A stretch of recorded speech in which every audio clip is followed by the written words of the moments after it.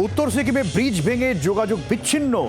লাচুং চুংথাংয়ে আটকে প্রায় ১৫০০ পর্যটক। সাংকালাংয়ে সদ্য তৈরি হয়েছিল ব্রিজ, সেই ব্রিজ ভেঙে বিপত্তি, প্রাকৃতিক দুর্যোগে বিপর্যস্ত সিকিম। নারায়ণ রয়েছেন আমাদের সঙ্গে। নারায়ণ, কি আপডেট পাওয়া যাচ্ছে সিকিম থেকে?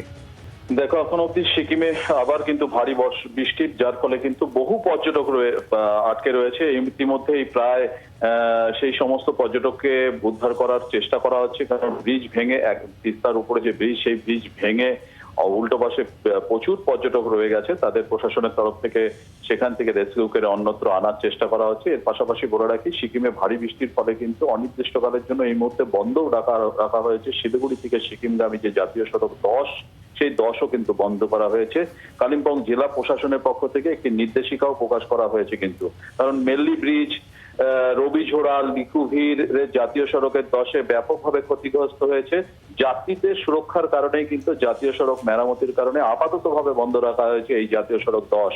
ভারী বৃষ্টি যানবাহনকে সর্বক্ষেত্রে চলাচলের পূর্ণভাবে বন্ধ করা হয়েছে। এর পাশাপাশি বিকল্প রাস্তা হিসেবে ছোট যানবাহনের ক্ষেত্রে মানসাং ১৭ মাইল আলগারা, লাভা, গরুবাথান হয়ে শিলিগুড়ির উদ্দেশ্যে আসবে, এবং অন্যদিকে ভারী যানবাহনের ক্ষেত্রে পেডং, আলগারা, লাভা, গরুবাথান হয়ে শিলিগুড়ির পাশাপাশি কালিম্পং থেকে দার্জিলিং যাওয়ার জন্য ২৭ মাইল রাস্তা থেকে ব্যবহার করা হবে বলে জানানো হয়েছে। তবে সিকিমে যে বিপর্যয়, এই যে ভারী বৃষ্টি, যে প্রচুর পর্যটকরা আটকে রয়েছে, তাদের কিন্তু সুরক্ষা জায়গায় নিয়ে যাওয়া হয়েছে এবং সেখান থেকে তাদের রিস্টোর করার চেষ্টা করা হচ্ছে।